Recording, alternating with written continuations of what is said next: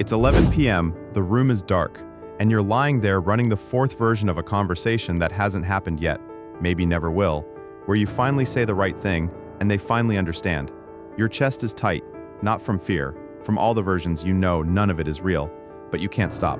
Most people call this overthinking. Psychology calls it something else. Your brain isn't making up fake scenarios, it's running simulations. And if you do this constantly, replaying conversations, predicting outcomes, building alternate futures, it points to a rare cognitive profile built around anticipation, pattern detection, and emotional forecasting.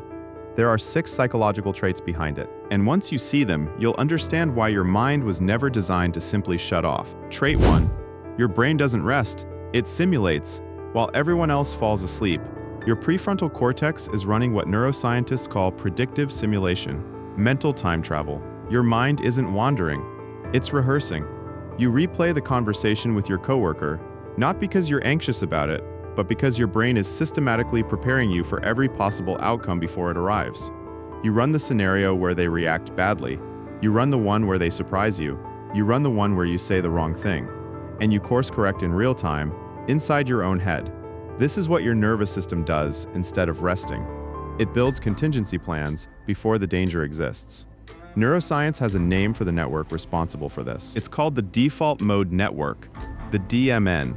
And here's the part that stops most people cold.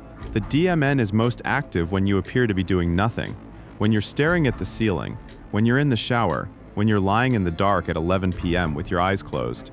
Your brain doesn't idle. It upgrades. Trait 2. You feel other people's emotions before they happen.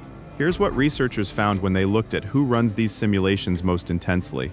It's not just people who overthink.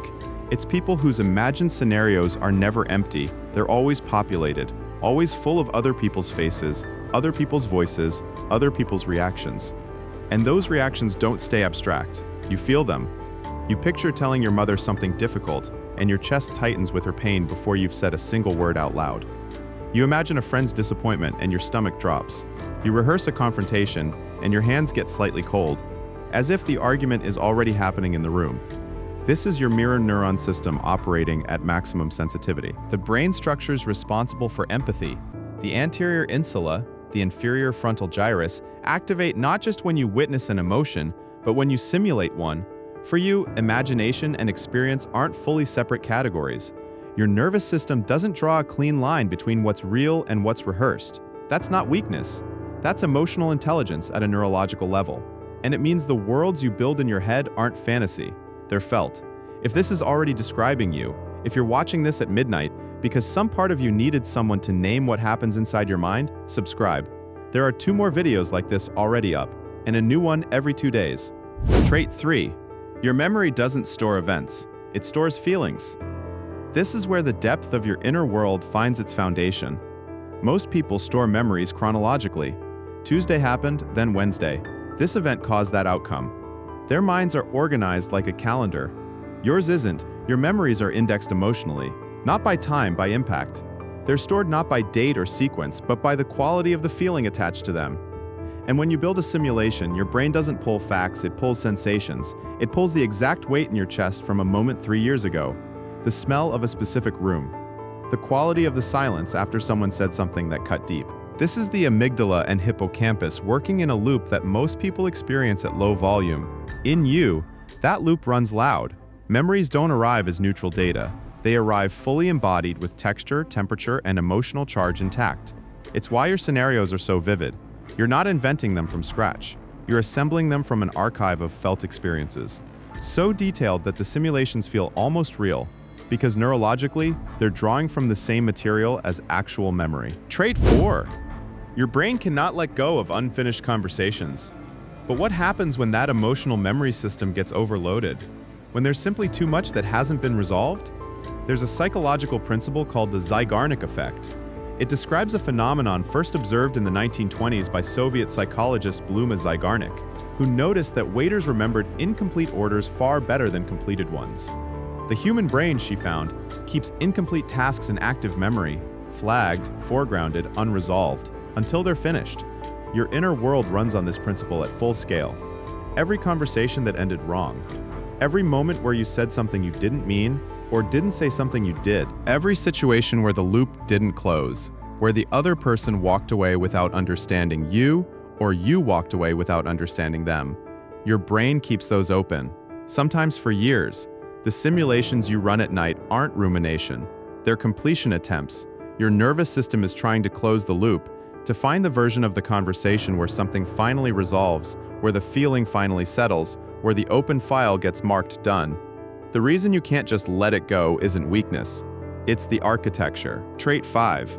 You understand yourself through stories, not facts.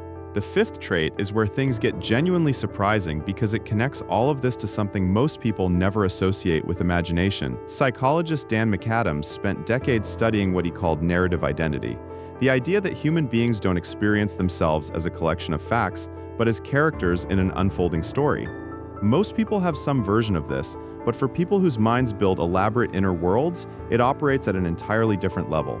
You don't just have memories and plans, you have a storyline, a coherent internal narrative that connects who you were at 12 to who you are now. That makes sense of the difficult chapters. That holds the whole arc together. When something painful happens, your mind doesn't just record it. It immediately begins looking for where it fits, what it means, what it continues, what it changes about the story. This is not escapism. Research on narrative identity has consistently linked it to higher psychological resilience, stronger capacity for meaning-making after trauma, and greater ability to integrate difficult experiences without being defined by them. The people who build the richest inner worlds are often the people with the most coherent sense of who they are, not despite the complexity, but because of it. Trait 6.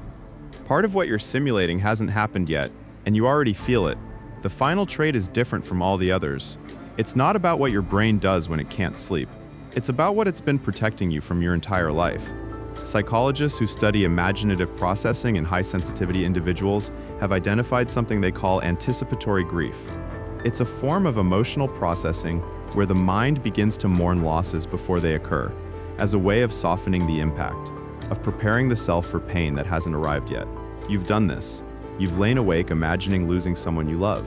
You've rehearsed conversations where relationships end. You've pictured futures that scared you so vividly that by the time something difficult actually happened, part of you had already been through it before it ever arrived. That's not pessimism. It is not catastrophizing. It is a nervous system that learned, somewhere along the way, that being caught off guard by pain was worse than the pain itself, so it began to prepare. It began to simulate. It began to live some of the grief in advance so that the real arrival would be survivable. That's not a disorder. That's adaptation.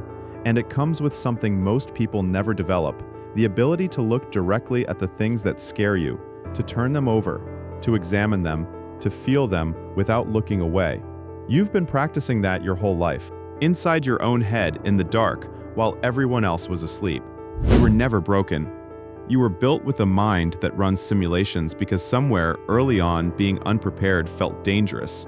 And your nervous system responded the only way it knew how, by getting very, very good at imagining everything that might happen, so nothing could ever catch you completely off guard. That's not a flaw in your wiring. That's survival intelligence. And survival always looks irrational from the outside. And the depth of the inner world you've built, the richness of it, the detail, the feeling, is not something to manage or reduce. It's the most complex and capable thing about you. Which trait hit closest to home? Drop a number in the comments, 1 through 6. I read everyone.